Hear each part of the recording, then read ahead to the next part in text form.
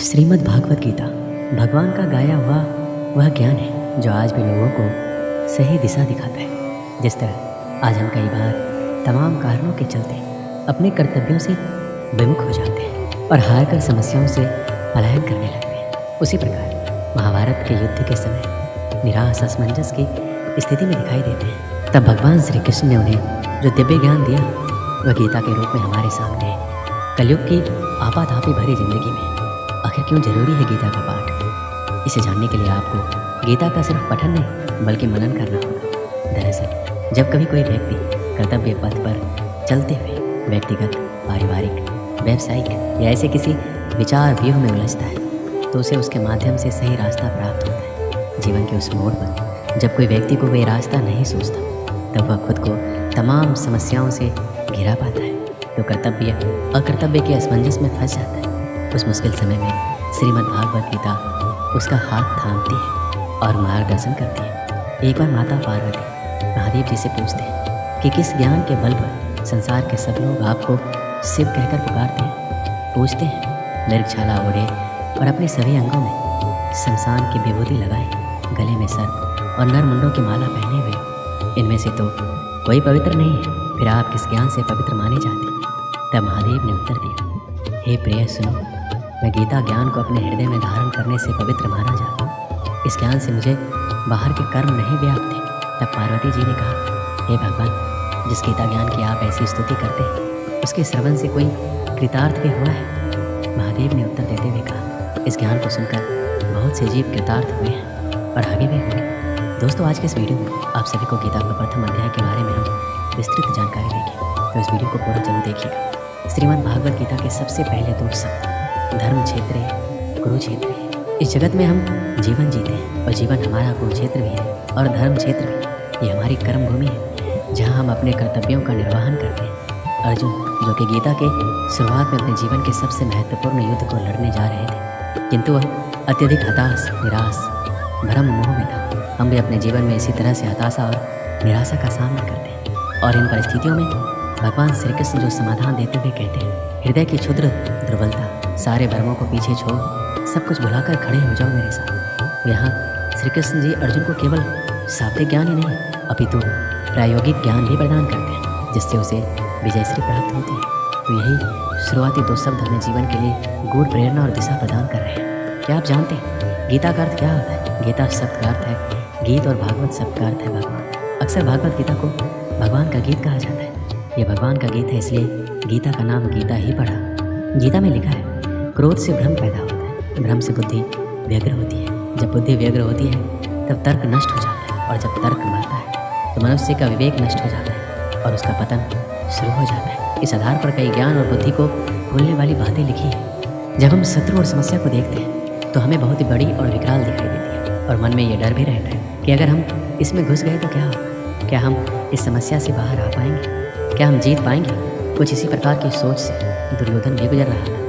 दुर्योधन गुरु द्रोणाचार्य से कहता है कि बड़े बड़े धनुष वाले तथा युद्ध में भीम और अर्जुन के सामने सूरवीर तथा महारथी राजा द्रुपद, चिकितान तथा बलवान काशीराज, पुरोजित, सुभद्रा पुत्र अभिमन्यु एवं द्रौपदी के पांचों पुत्र, ये सभी के सभी महारथी हैं। इससे हमें ये पता चलता है कि चाहे शत्रु हो या शत्रु की जैसी समस्या, उसके बारे में सब कुछ जानना चाहिए। समस्या के हर पहलू से हमें वाकिफ होना चाहिए और उसके हर अंग के बारे में हमें मालूम होना चाहिए, जैसे कि उस स्थिति में दुर्योधन भी कर रहा था। इसमें दुर्योधन आगे द्रोणाचार्य से कहता है, हे ब्राह्मण श्रेष्ठ, पांडवों की सेना के योद्धाओं को तो आपने देख लिया। उसके बाद दुर्योधन अपनी सेना के महारथियों का परिचय देता है। समस्या के बारे में सब कुछ जान लेने के बाद अपने पक्ष में सोचने की बारी आती है। दोस्तों, हमें ये भी जानना होता है कि हमारे पक्ष में कौन कौन से मजबूत बिंदु हैं जिससे हम उस समस्या पर विजय प्राप्त कर सकते हैं। जिस तरह से हम वर्तमान समय में हमारे जोखिमों का आकलन करते हैं, वैसे ही दुर्योधन भी अपनी शत्रु की सेना को देखते हुए दोनों सेनाओं के योद्धाओं की बात करते हुए आगे होने वाले युद्ध के लिए तैयार हो रहे हैं। चुनौती को हर तरीके से समझकर ही उससे विजय प्राप्त की जा सकती है। युद्ध में जब तैयारी होती है तो वो दोनों तरफ से होती है और हर पक्ष अपने विजय की आशा में अपनी सेना को भरोसा देता है। प्रेरणा तो हम सभी को चाहिए और जैसे कि हम सभी ने देखा है कि कैसे सब लोग युद्ध को जीतने के लिए अपने प्रयास कर रहे थे। महाभारत का युद्ध ऐसा था जिसमें हर बड़ा योद्धा भाग ले रहा था और ऐसे मौक़ों को कोई कैसे छोड़ सकता था। इसमें हमारे लिए ध्यान देने वाली बात यह है कि सच्चा योद्धा तो वही है जो युद्ध के लिए तत्पर रहे, युद्ध को अपना जीवन माने या चुनौती माने, जो भी माने, परंतु इसके लिए हमेशा तैयार रहे। श्री कृष्ण कहते हैं कि मनुष्य स्वभावतः वह सब कुछ पाने का पात्र नहीं है जो वो चाहता है। हम सब चाहते हैं कि हम स्वतः ही किसी चीज़ के हकदार हैं, तब हम उसे पाने के लिए दूसरों के आगे पीछे चलना शुरू कर देते हैं। जब भी हम दुर्योधन के बारे में सोचते हैं तो वह एक ईर्ष्यालु और व्यक्ति के रूप में सामने आता है। लेकिन क्या आपने कभी ये सोचा है कि हम सभी में कहीं ना कहीं दुर्योधन भी है? हम ईर्ष्यालु हो सकते हैं और हम वही चाहते हैं जो दूसरों के पास है। कार्य के पीछे का इरादा ही मायने रखता है। जो लोग केवल कर्म के फल की इच्छा से प्रेरित होते हैं वो दुखी होते हैं, क्योंकि वो जो करते हैं उसके परिणाम के बारे में लगातार चिंतित रहते हैं। इस दुनिया में ज़्यादातर लोग अपने अहंकार के कारण बर्बाद हो जाते हैं। वो विश्वास या भरोसे से ज़्यादा अपने ईगो को महत्व देते हैं। आदमी का अहम और वहम दोनों उसे सफलता की सीढ़ियाँ चढ़ने नहीं देता, क्योंकि एक अहंकार या आदमी की दुनिया उसी से शुरू होती है और उसी पर खत्म हो जाती है। हर व्यक्ति के अंदर किसी न किसी तरह का घमंड होता है। ये मनुष्य का एक स्वभाव है। जब हम खुद को ज़मीन से जुड़ा हुआ पाते हैं तो हमारे नीचे गिरने का सवाल ही पैदा नहीं होता। लेकिन जब सफल होने पर हम खुद को आसमान में ले जाते हैं, अपने दिमाग को चढ़ाने लगते हैं, तब हमें आसमान से नीचे गिरने में देर नहीं लगती। अहंकार को अपने दिमाग में घर ना कर लेते, नहीं तो आपने जितनी जल्दी सफलता की सीढ़ियाँ चढ़ी है, आपको वहाँ से नीचे उतरने में देर नहीं लगेगी। एक समय की बात है, रामनगर गाँव में एक बूढ़ा आदमी अपने पुत्र के साथ रहता था। बीमार होने के कारण बूढ़े आदमी ने अपनी बहुत सी संपत्ति अपने पुत्र के नाम कर दी। उसने अपनी वसीयत में लिखा कि उसकी सारी संपत्ति उसके मरने के बाद उसके पुत्र की हो जाएगी, और वसीयत के कुछ दिन बाद ही उसकी मृत्यु होगी। संपत्ति इतनी थी, उसका पुत्र और आगे आने वाली 7 पुश्तें बिना कोई काम धंधा किए आराम से खा पी सकते थे। मगर उसका पुत्र अभी भी संतुष्ट नहीं था। वह अधिक से अधिक धन कमाना चाहता था। इसलिए उसने अपने सभी अचल संपत्ति बेच दी और भिन्न भिन्न वस्तुओं की खरीद कर उसका व्यापार करना आरंभ कर दिया। भाग्यवश वह बहुत कम समय में अत्यधिक सफल हुआ तथा शीघ्र ही पहले से अधिक धनवान हो गया। उसने इतना अधिक धन इकट्ठा कर लिया कि दूसरे व्यापारी उससे ईर्ष्या करने लगे। कभी कभी दूसरे व्यापारी या उसके मित्र उससे सफलता का रहस्य पूछते तो वह कहता, मैं इसलिए उन्नति कर रहा हूँ कि मैं अपने धंधे को समझता हूँ और कठोर परिश्रम करता हूँ, और मैं अपने ग्राहकों को भी खुश रखना जानता हूँ। चूँकि उसने सचमुच व्यापार में तरक्की की थी, इसलिए उसके मित्र और अन्य व्यापारी उसकी सीखीबाजी को सच मानते थे।